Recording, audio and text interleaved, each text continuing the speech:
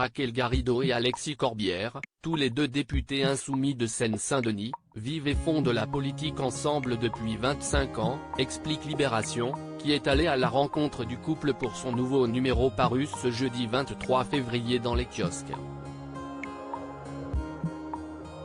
Deux amoureux qui se sont construits ensemble politiquement, à une époque où leur courant politique avait le vent en poupe. C'était les grandes années de la gauche, s'est notamment souvenu le député PS, Parti Socialiste, note de la rédaction, Jérôme Guedj pour Le Quotidien, lui qui les connaît depuis désormais 30 ans. Il se souvient que Raquel était déjà très vivante, tandis qu'Alexis était plus posé et moins foutraque. Leur relation est basée sur le respect.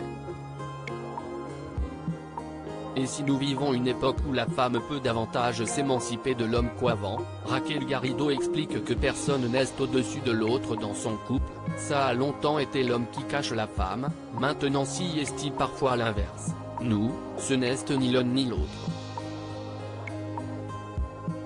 Le rapport de force est donc identique entre les deux tourtereaux, ce qui leur permet notamment d'être en symbiose.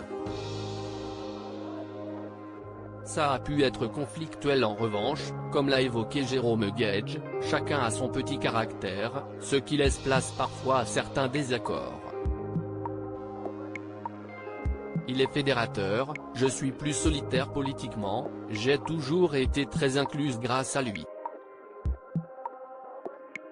J'ai une audace qu'il n'a pas, mais cela crée des problèmes.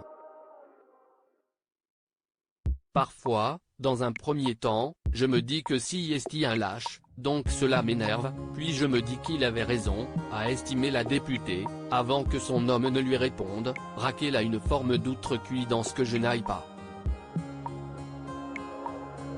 Ça a pu être conflictuel, à des moments où elle me poussait, où je taille déçu. Mais ils ont entre eux un pacte de solidarité, ce qui leur permet de rester soudés coûte que coûte, y compris quand ils ne sont pas épargnés par les critiques, parfois très vives.